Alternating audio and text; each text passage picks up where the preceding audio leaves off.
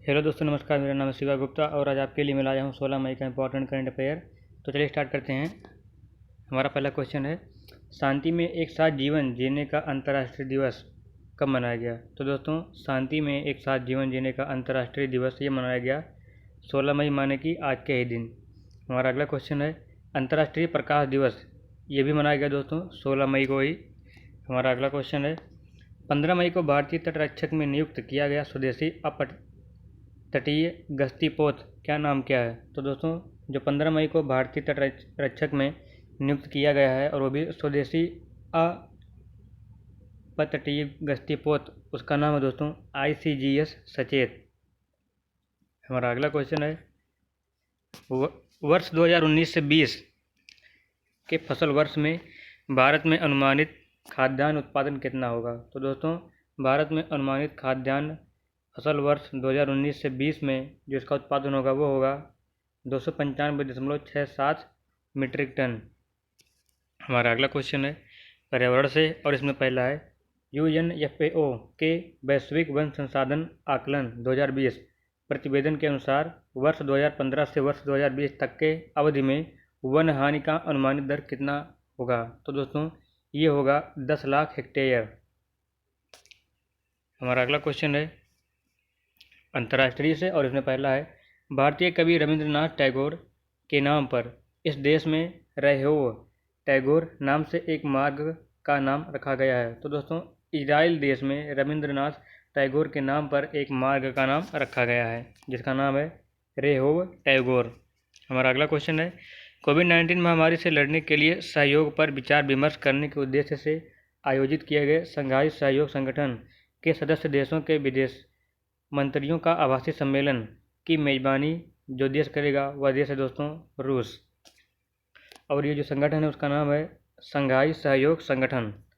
हमारा अगला क्वेश्चन है, वह भारतीय संस्थान जो कोविड-19 पर प्रभावी उपचार खोजने के लिए विश्व स्वास्थ्य संगठन के ग्लोबल सॉलिडेरिटी ट्रायल कार्यक्रम में शामिल हुआ? तो दोस्तों, वो संस्थान का नाम है भारतीय चिकित्सा अनुसंधान परिषद माने कि ICMR और ये विश्व स्वास्थ्य संगठन के ग्लोबल सॉलिडेरिटी ट्रायल कार्यक्रम में शामिल हुआ है। हमारा अगला क्वेश्चन है, वह भारतीय कंपनी जिसे ग्लोबल फाउंड्रीज जिसे GF के नाम से भी जाना जाता है द्वारा कंपनी के डिजिटल परिवर्तन कार्यक्रम के लिए अपने भागीदार के रूप में चुना गया है? तो दोस्तों, उस कंपनी का नाम है इन्फोसिस और इसे GF माने कि ग्लोबल फाउंड्रीज द्वारा कंपनी के डिजिटल परिवर्तन कार्यक्रम के अपने भागीदार के रूप में चुना गया है।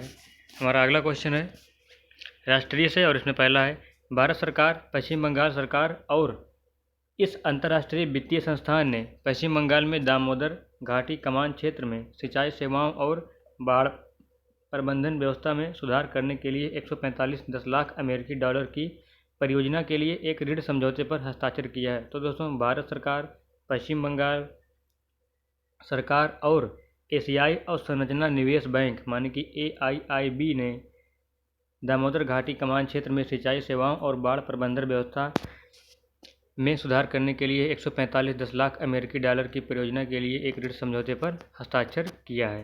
हमारा अगला क्वेश्चन है, 15 मई को वित्त मंत्री द्वारा घोषित इस योजना के तहत 20,000 करोड़ रुपए की राशि मछुआरों के कल्याण के लिए आरक्षित की जाएगी। तो दोस्तों, मछुआरों के लिए जो 20,000 करोड़ रुपए की राशि आवंटित की जाएगी वो है प्रधानमंत्री मत्स्य संपदा योजना के तहत माने कि PMMSY योजना के तहत। हमारा अगला क्वेश्चन है, नया कार्यक्रम जो डिजिटल पद्धति के माध्यम से आदिवासी युवाओं को मार्गदर्शन प्रदान करने के लिए बनाया गया है उसका नाम क्या है? तो दोस्तों, जिस नए कार्यक्रम को डिजिटल पद्धति के माध्यम से आदिवासी युवाओं को मार्गदर्शन प्रदान करने के लिए बनाया गया है उसका नाम है गोल, जिसका फुल फॉर्म है गोइंग ऑनलाइन एज लीडर्स। हमारा अगला क्वेश्चन है, विश्व बैंक ने इतनी राशि के साथ एक्सेलरेटिंग इंडियाज कोविड-19 सोशल प्रोटेक्शन रिस्पांस प्रोग्राम को मंजूरी दी है? तो दोस्तों, विश्व बैंक ने जिस राशि के साथ एक्सेलरेटिंग इंडियाज कोविड-19 सोशल प्रोटेक्शन रिस्पांस प्रोग्राम को मंजूरी दी है वह राशि है 1 अरब अमेरिकी डॉलर।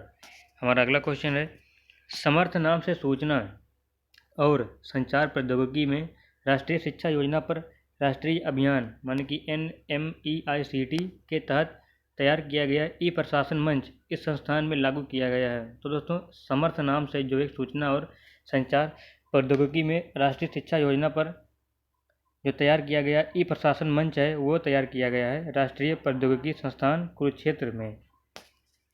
हमारा अगला क्वेश्चन है व्यक्ति विशेष से और इसमें पहला है राष्ट्रीय रियल एस्टेट विकास परिषद माने कि NAREDCO के नए महानिदेशक किन्हें चुना गया है? तो दोस्तों राष्ट्रीय रियल एस्टेट विकास परिषद के नए महानिदेशक चुना गया है राजेश गोयल को।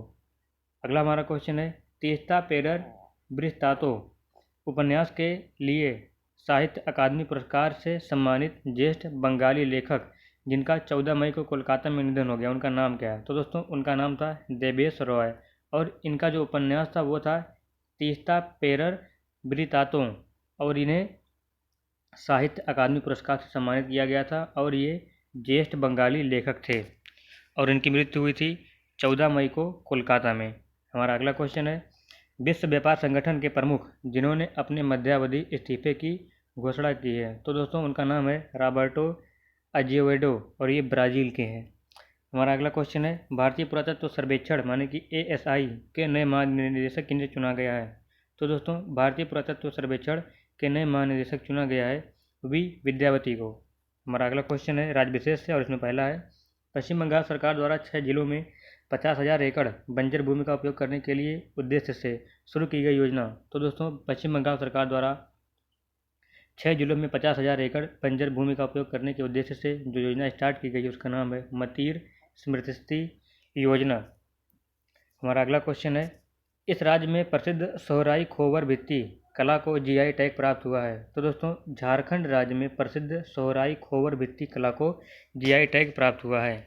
हमारा अगला क्वेश्चन है ज्ञान विज्ञान से और इसमें पहला है यह प्रौद्योगिकी कंपनी और IIIT हैदराबाद के साथ मिलकर CSIR संस्थान काम कर रहा है ताकि तेज़ी से और कम खर्चीले कोविड-19 परीक्षण में मदद मिल सके। तो दोस्तों वो काम कर रहा है इंटेल इंडिया और ये प्रौद्योगिकी कंपनी और IIT हैदराबाद के साथ मिलकर काम कर रहा है।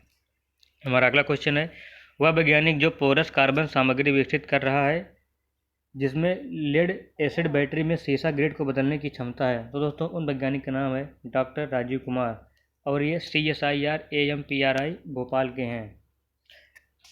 हमारा